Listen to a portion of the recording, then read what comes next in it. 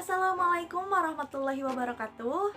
Perkenalkan, nama saya Kika Maulidia dari kelas 1D PGSD dengan NIM 2004316. Nah, pada kesempatan kali ini saya akan membawakan sebuah materi yang berjudul fonologi. Nah, sebelum kita memasuki materi, saya akan menjelaskan tentang linguistik terlebih dahulu. Linguistik adalah ilmu bahasa atau telah ilmiah mengenai bahasa manusia. Nah, linguistik ini juga sering disebut dengan linguistik umum atau general linguistik, karena linguistik tidak hanya mengkaji bahasa saja, seperti bahasa Jawa, melainkan bahasa pada umumnya. Linguistik umum adalah linguistik yang mengkaji kaidah-kaidah bahasa secara umum, tidak hanya mengkaji bahasa pada tertentu. Kaidah-kaidah khusus atau spesifik bahasa seperti bahasa Arab atau bahasa Sunda. Kajian ini juga bisa dilakukan pada satu rumpun atau subrumpun bahasa.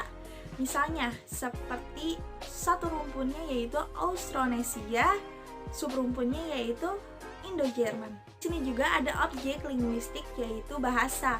Nah, bahasa pada bahasa Indonesia memiliki lebih dari satu makna atau pengertian, seperti dikemukakan oleh Frida Laksana pada tahun 1983 dan juga dalam Djoko Kenjono pada tahun 1982. Bahasa adalah sistem lambang bunyi yang arbitrer yang digunakan oleh para anggota kelompok sosial untuk bekerja sama, berkomunikasi, dan mengidentifikasi diri. Nah, lalu kita masuk ke tataran linguistik, yaitu ada fonologi dan morfologi juga sintaksis. Nah, di sini saya akan membahas tentang materi yaitu tataran linguistik fonologi. Fonologi ialah bagian dari ilmu bahasa yang mempelajari tentang tata bunyi atau kaidah bunyi dan cara untuk menghasilkannya. Nah, fonologi terdapat dua makna, yaitu dari fon artinya bunyi, lalu logos yaitu ilmu. Jadi fonologi adalah ilmu yang mempelajari tentang tata bunyi.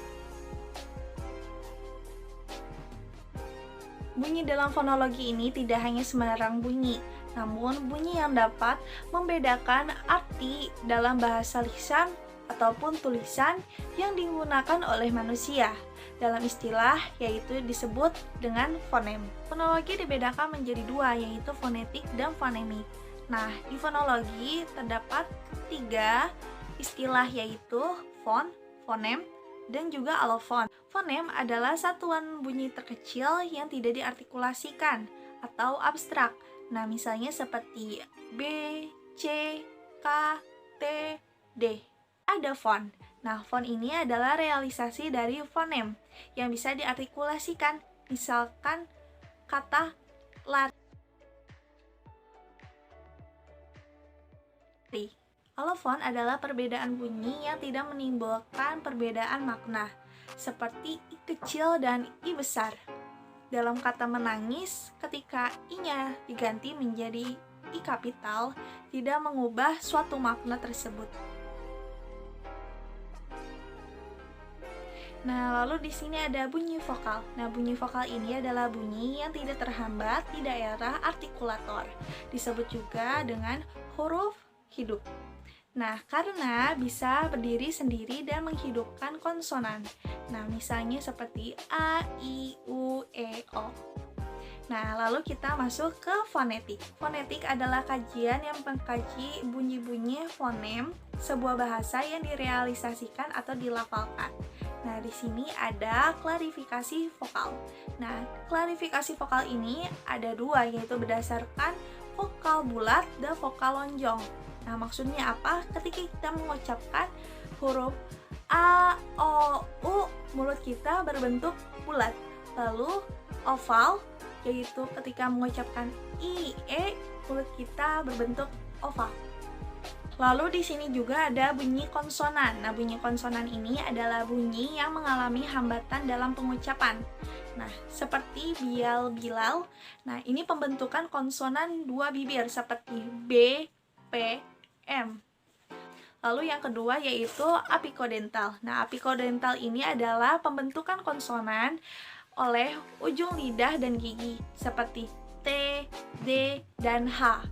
Lalu selanjutnya ada labiodental. Nah, labiodental ini adalah pembentukan konsonan oleh gigi dan bibir seperti F dan V. Lalu yang keempat ada palatal. Nah, palatal ini adalah lidah langit-langit keras seperti C, C.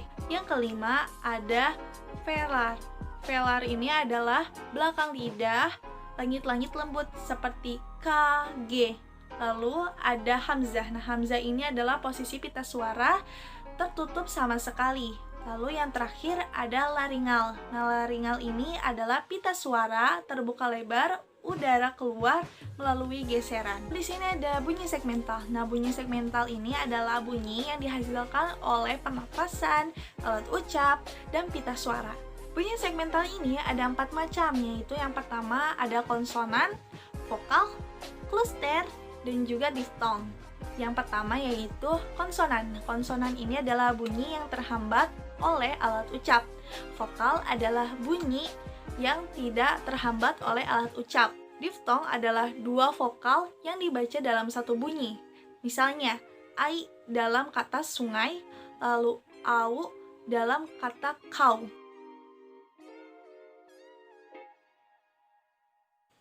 Lalu di sini ada kluster. Nah, kluster ini adalah 2 konsonan yang dibaca dalam satu bunyi. Contohnya, N dan G dalam kata yang, dan N dan Y pada kata nyonya, dan KH pada kata khusus atau khas. Dalam fonetik ada 3 proses, yaitu fonetik artikulatoris, fonetik akustik, dan fonetik audiotoris. Artikulatoris yaitu mempelajari bagaimana mekanisme alat-alat ucap atau alat bicara manusia bekerja dalam menghasilkan bunyi seperti lidah dan bibir. Lalu yang kedua ada fonetik akustik. Nah, fonetik akustik ini yaitu mempelajari bunyi bahasa sebagai peristiwa fisis atau fenomena alam. Contohnya bunyi-bunyi yang diselidiki oleh getaran atau amplitudornya. Lalu yang terakhir ada fonetik auditoris. Nah, hal ini mempelajari tentang mekanisme penerimaan bunyi bahasa yang diterima oleh telinga kita. Nah, lalu selanjutnya ada fonemik. Nah, fonemik ini adalah kesatuan bunyi terkecil suatu bahasa yang berfungsi untuk membedakan suatu makna. Nah, contohnya seperti RBAU dan LBAU. Nah, jika dibandingkan antara L dan R, dengan demikian disimpulkan kedua bunyi tersebut adalah fonem yang berbeda dalam bahasa. Terima kasih telah menonton video ini. Semoga bermanfaat ilmunya, dan mohon maaf bila banyak kesalahan dan kekurangan dalam materi. Wassalamualaikum warahmatullahi wabarakatuh.